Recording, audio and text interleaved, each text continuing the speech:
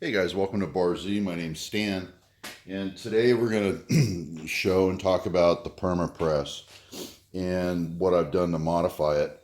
Now, I do a lot of these hotshot labels, and when I used it, it's a great tool. It stamps nice, and it's got a manual lever. You can either stand and push back on it, or you can sit and pull it towards you, and it's convertible. This cam rod, whatever you want to call this rod, can flip, and you can do it lefty.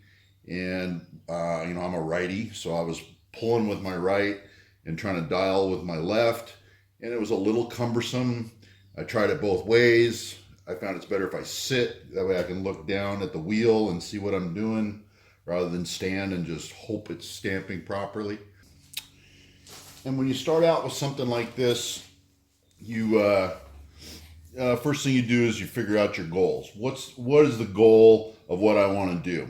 Well, first goal was be able to work the knob with my right, where I feel much better than doing it with my left. I don't know, I'm just kind of uncoordinated with my left, and I'm not hitting my numbers. And it was cumbersome with it just didn't feel good. So the goal was to make this powered, make it adjustable, because the actual ram inside of here is actually kind of fragile. It's a die-cast aluminum ram on a dovetail that goes up and down. And if you apply too much pressure up here, you can break it.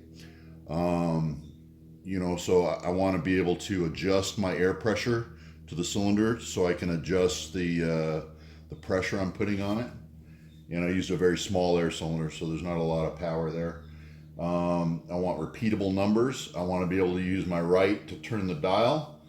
And I didn't want to modify the press at all. I didn't want to drill a single hole in it.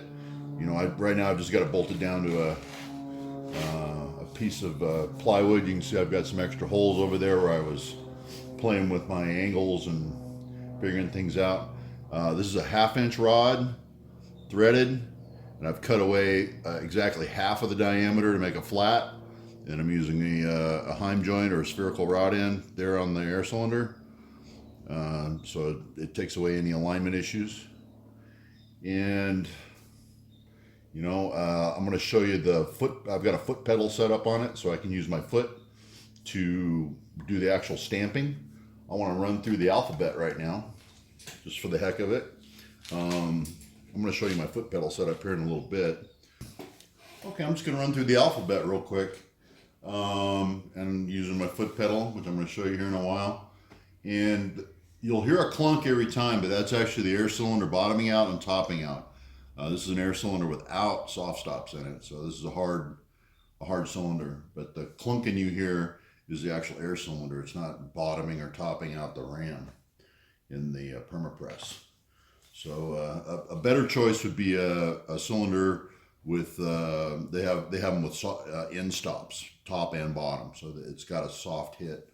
Anyways, let's run through it. I got my regulator set at 20 psi, so there's not an awful lot of. See, I can overcome that ram very easily. Get back to my starting point here. Okay. We are ready for A, B, C,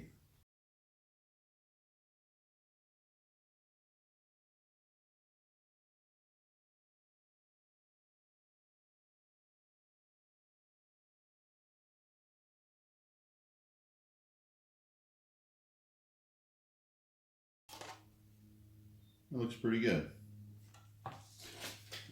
I don't know. You'll be able to focus in on that. Come on.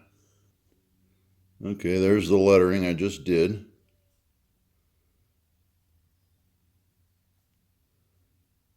Looks pretty good all the way across. That's the entire alphabet.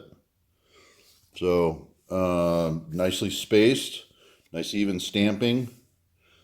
Pretty good, Let me show you the rest of the system.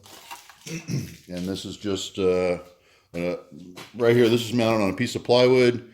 air cylinder, spherical rod end, and then this rod is all that got modified. This length and this angle are very fussy. You have to play with it to get it to work. To make sure it returns, it has to come all the way up to a certain point to space over, and it has to go all the way down to a certain depth to make sure you hit your depth stop here. All right, let's take a look at the foot pedal setup. Okay, there's nothing super special here. This is just a piece of plywood. I got a little bracket here with a mini combo, and this is where my air actually comes in, so I can plug it into any air hose. You've got basically a particle trap, regulator, and an oiler. And this is I'm putting in just air tool oil. And I got it about every third pedal stomp, it'll drop one drop of oil into the line, and the oil eventually migrates up to the cylinder and keeps it lubricated. And then we've got a foot air switch. So let me see where my permapress is, and it's just a matter of that. Okay, but the whole thing is set up to just kind of be portable.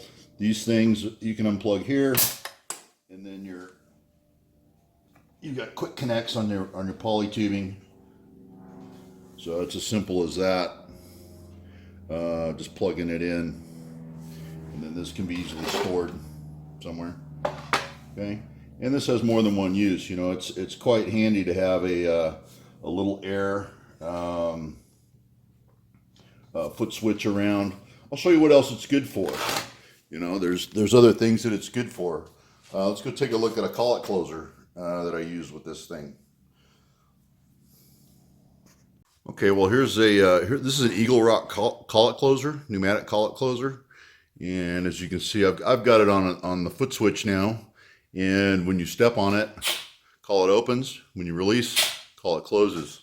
I've only got the pressure set at 20, still from the permapress. I usually run this about 50, so I'm going to go ahead and crank this up a little bit. There's 50 psi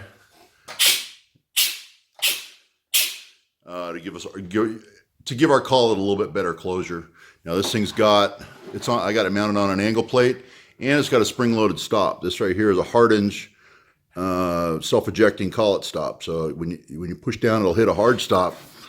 You push your parts in, compress the spring, hit that hard stop, and when you release, your part you got to be ready to catch it. It'll just come flying out. Let's go look at this setup over on the bandsaw. Okay, well I thought I'd show you what's going on here. I've got some Inconel tube that I need to cut, and here's my pieces, and I'll show you how they're turning out. As you can see here, my cut length is very good. And even measuring with a pair of calipers, I'm looking for 3.300 because they get machined down to 3.250. So they get machined at both ends, so that leaves 25 thousandths per side machining allowance. So we want to hit those numbers, and this kind of small stock is usually pretty difficult to cut evenly, squarely, things like that. What I've got here is my collet closer on an angle block, and C-clamp down to this cast iron table. And what we're going to do, we're going to take a piece of our tubing. First we're going to release the collet. I'm using my same little foot pedal, and we're going to go into a spring-loaded stop. We're going to push it back till it stops. We're going to close our collet. We're going to give this blade a little bit of lube, because bimetal blade, Inconel, not a marriage made in heaven. So we're going to bring that in.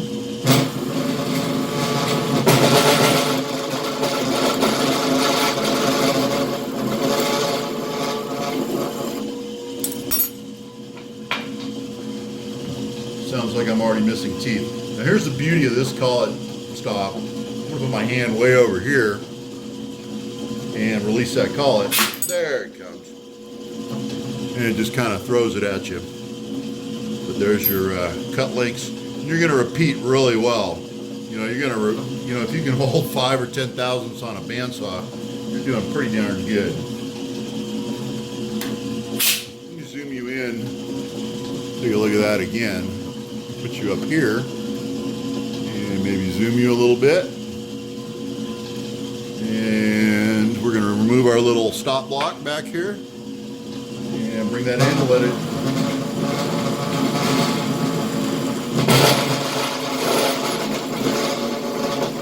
Just waiting for those missing teeth to come back around. And we're ready to eject. Eject, eject, eject. There we go. How's that? All right. So that's how we're using the foot pedal with a collet closer to do repeatable work, just even on the bandsaw. And this little collet closer can be mounted horizontally, vertically, and I found it to be pretty handy. I use it a lot. And this little foot pedal setup is versatile enough. It can do this, and it'll do the press. It's just a matter of disconnecting these two hoses and plugging it into the other one. Simple enough.